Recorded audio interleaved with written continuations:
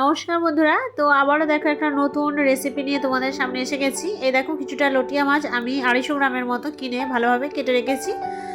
আর এটাই আমি একটু হালকা করে পরিমাণ মতো লবণ মাখিয়ে দিচ্ছি। এর ওপর আজকে রেসিপি বানিয়ে তোমাদের সঙ্গে শেয়ার করব। তো হালকা করে হলুদ দিয়ে মাছটাকে আমি ভালো করে আগে মেখে নিচ্ছি।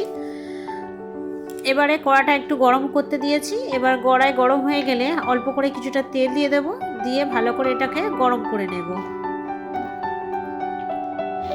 তো তেল থেকে যখন হালকা আবহাওয়া উঠবে, গরম হয়ে যাবে, তখন মাছ কটা সব একসঙ্গে ঢেলে দেব। এই মাছগুলো কিন্তু আমি আলাদা আলাদাভাবে ভেজে করব না, একটা নতুন ধরনের রেসিপি তোমাদের দেখাবো, ভালোভাবে দেখতে থাকো।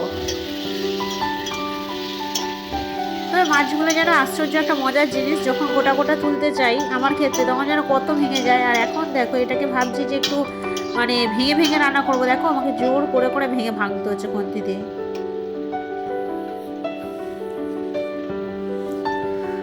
তো মাছগুলো তোমরা এইভাবে পুরোপুরি খুন্তি দিয়ে গুঁড়ো করে ভেঙে নেবে, নিয়ে ঠিক এইভাবে চপের স্টাইলে এনে নেবে পুরো। আর জলটা একদম পুরো শুকনো করে নেবে। তো দেখো মাছটা আমার অনেকটা ঝুরঝুরো হয়ে এসছে। এবার এটা দেখো পুরো রসটা আমার শুকনো হয়ে এসছে।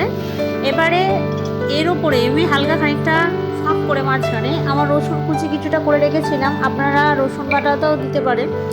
তো রসুন কুচিটাকে আমি ভালোভাবে খানিকটা সরষের তেল দিয়ে ভালোভাবে ভেজে নেব, নিয়ে ওটাকে মাছের সঙ্গে আমি মিক্সড করে নেব। নিয়ে আমি অল্প একটা ছোট্ট আলু কেটে রেখেছিলাম, দেখো একটু সরু সরু লম্বা করে আলুগুলো এই মাছের সঙ্গে দিয়ে দেব। এই তরকারিটা খুব সহজেই তাড়াতাড়ি হয়ে যায়, তোমরা বাড়িতে ট্রাই করতে পারো। এরপরে আমি একটা টমেটো দিয়েছি লম্বা করে, আর একটু পেঁয়াজ দিয়েছি অল্প করে। যেহেতু আমি অল্প মাছে বানাচ্ছি, তরকারিটা একদম একটুখানি হয়ে যাবে, তাই আমি সব কিছু অল্প অল্পই দিলাম। তো ভালোভাবে নেড়ে ছেড়ে মাছটার সঙ্গে এগুলোকে মাখিয়ে নিয়ে এবার আমি পরিমাণ মতো নুন দিয়ে দিচ্ছি।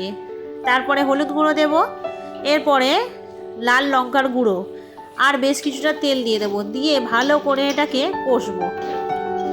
কারণ এটাকে ভালোভাবে মাখাতে হবে। মাখানোর পর যখন এটা শুকনো হয়ে যাবে, হালকা একদম জল দিয়ে এটাকে আরও ভালো করে কষে নেব।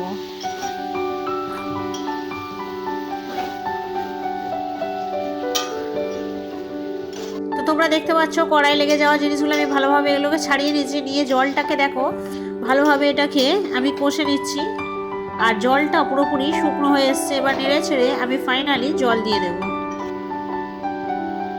তার আগে আমি খানিকটা জিরে পাউডার গুঁড়ানো ছিল, সেটাকে দিয়ে তরকারিটাকে আরও ভালোভাবে নেড়ে চেড়ে নেবো। এই তরকারিটা দারুণ খেতে লাগে। এই লটিয়া মাছের অনেক রকম লটিয়া মাছে তোমরা খেয়ে দেখেছো, ভাপা, পকোড়া, চপ, অনেক ধরনের খেয়ে দেখেছো, কিন্তু এই আলু দিয়ে তরকারিটা অবশ্যই খেয়ে দেখো। তো আমি ফাইনালি দেখো জল দিয়ে দিচ্ছি, কিন্তু কতটা জল দিচ্ছি সেটা একটু লক্ষ্য করো। খুব বেশি জল দিতে লাগবে না, মাঝারি মতো জল দেবে। হালকা একটু ধনেপাতা ছড়িয়ে দিলাম, দিয়ে এটাকে ভালোভাবে আলুটাকে সেদ্ধ হতে হবে। তো ফাইনালি দেখো আমি 15 মিনিট ঢাকনা দেওয়ার পর দেখো জলটা পুরো শুকনো হয়ে এসছে, আলুটাও সেদ্ধ হয়ে গেছে, আর মাছটা দেখো কতটা নরম হয়ে গেছে, ব্রাউন হয়ে গেছে মশলাতে। কিন্তু এখন আমার তরকারিটা শেষ হয়নি, এরপর আমার এটা পুরোটা শুকনো হবে, তারপরে এটাকে আমি নামাবো। তো এইভাবে আমি নাড়তেই থাকবো, নাড়তে নাড়তে যখন এই জল জল ভাবটা যখন শেষ হয়ে যাবে, একদম শুকিয়ে আসবে, তারপর আমি এটাকে তুলবো। দেখো অনেকটা কচুর শাকের মতো দেখতে হয়েছে, আমার ফাইনালি হয়ে গেছে। দেখো কেমন শুকনো নামিয়েছি পুরো একদম। এটা যদি তুমি বেসনে ডুবিয়ে চপ ভেজে নিতে পারো, তাতেও ভালো লাগবে। তো দেখো আমার ফাইনালি তরকারি রেডি। কেমন লাগলো রেসিপিটা অবশ্যই তোমরা কমেন্ট বক্সে জানাবে, আর পারলে বাড়িতে প্লিজ বানিয়ে একবার সবাইকে টেস্ট করিয়ে। চলো বন্ধুরা, টাটা, আবার দেখবে অন্য কোনো রেসিপি নিয়ে।